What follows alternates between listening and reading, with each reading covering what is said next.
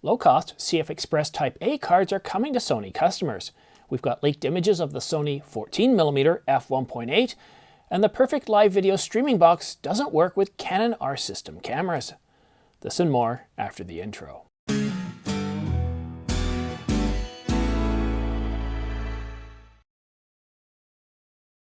Thanks for tuning in to The Ordinary Filmmaker. Subscribe to get notification of new videos like this one so you don't miss any news, rumors, gear reviews, or tutorials. And a big thanks to Atomos for sponsoring The Ordinary Filmmaker. I'm using the Ninja 5 external recorder for all my studio work as it saves me a ton of time in post. So if you want to speed up your projects in post, consider using my links down below to purchase your own Ninja. It also helps support the channel. And now, for the news.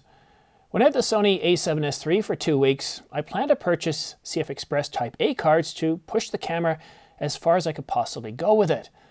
Well, that was the plan until I saw the price. $400 for a single 160 gigabyte card.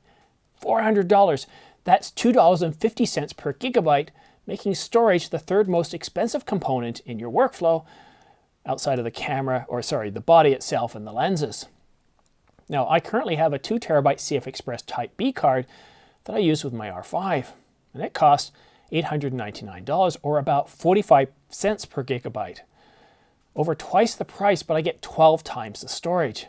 Needless to say, I was stunned by the high price of Type A cards and decided to go ahead and use my Angelbird AV Pro V90 SD card for the testing and review. Good news? I got some good news here for Sony customers. Sony Alpha Rumors reports that Prograde will be announcing CFexpress Type A cards in 3 sizes before the end of the month, which is really good news. Now, I hope they do offer 512 gigabyte and 1 terabyte capacity, but that's probably unlikely if they're just offering 3 sizes right away. But the big news is that they will offer them at much lower prices than Sony. I love the Sony a7S III. It's a terrific camera. It's a powerhouse. But the high price of storage is definitely an obstacle for the ordinary filmmaker. Let's be honest, CFexpress Type B cards aren't exactly bargains either. Now, if you are interested in these new cards, they will be available by the end of the month. And if you are considering the a7S III or another Sony camera and are concerned about the price of CFexpress cards, it's important to remember that relatively cheap V90 SD cards can easily record 4K and all the basic frame rates of 24, 25, and 30 frames per second. Just choose choose a good quality one and use one of those compressed modes that you get with the a7S III, and you're going to be able to record for hours on a single card.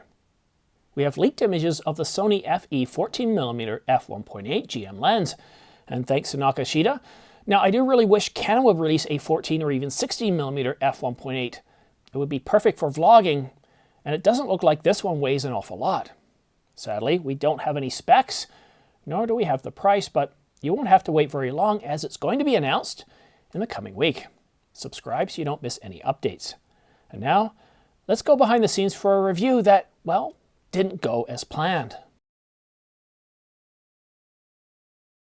I'll be the first to say that things don't always go as planned when doing reviews.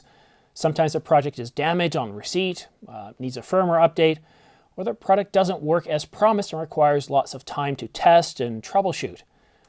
I recently got to play around with the Yolo Box, and I was really excited by this product.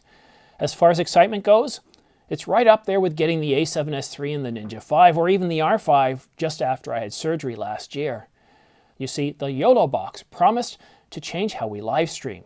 Unlike other video live stream solutions, the Yolo Box is a complete remote solution. It doesn't need any other equipment or power supply systems, network cables, or antennas. Attach it to your camera's hot shoe, add a SIM card, connect to your camera's HDMI port, and power it on. That's it.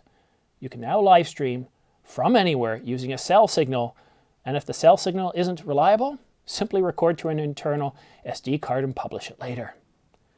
Now, as soon as I got it, I unwrapped it. It was late, so I just got everything configured and ready for a live stream the next day.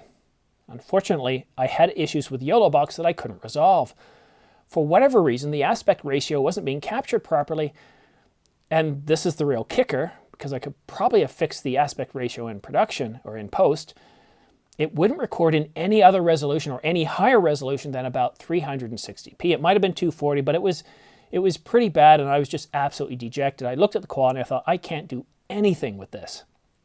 Well, not unless I could, travel back in time to 1989, then yeah, 360p would be great.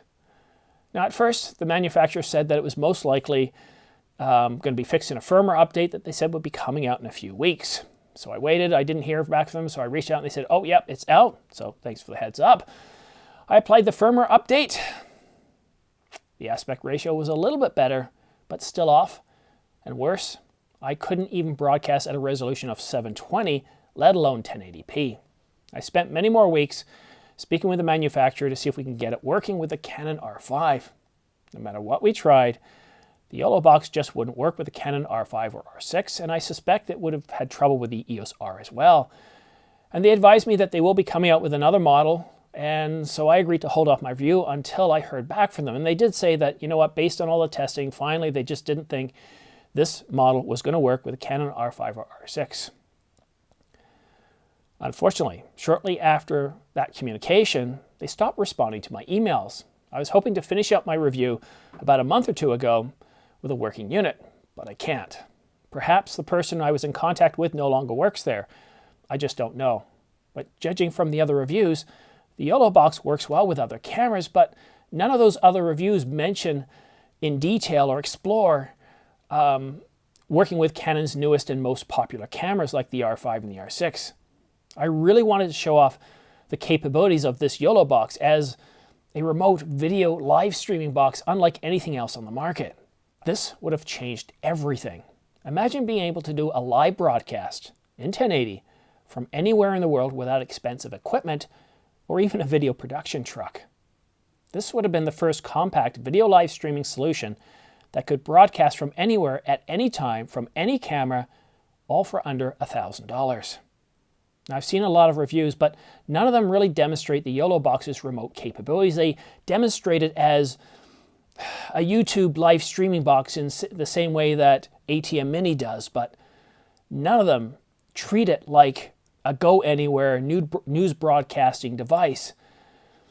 And while the Yolo Box has an awful lot of potential, I can't recommend it to anyone that owns a Canon mirrorless camera like the R5, R6, or even the EOS R. Hopefully, they'll fix the issues. I'll update you if I hear back from them anytime soon, but as they haven't responded to me in about a month and a half, things aren't looking all that great. But that's it for now.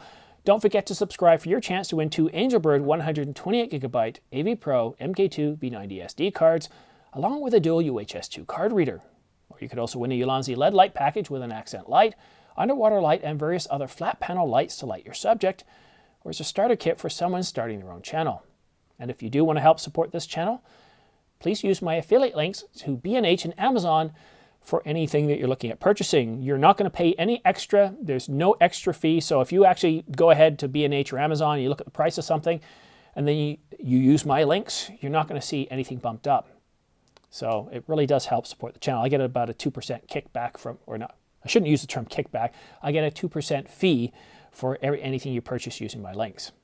You can also help support the channel by buying an Ordinary Filmmaker baseball cap. You can purchase them at ordinaryfilmmaker.com, and they can be purchased for $34.99. But once again, guys, I appreciate you watching and engaging in my channel. Thanks so much for watching. We'll see you again soon.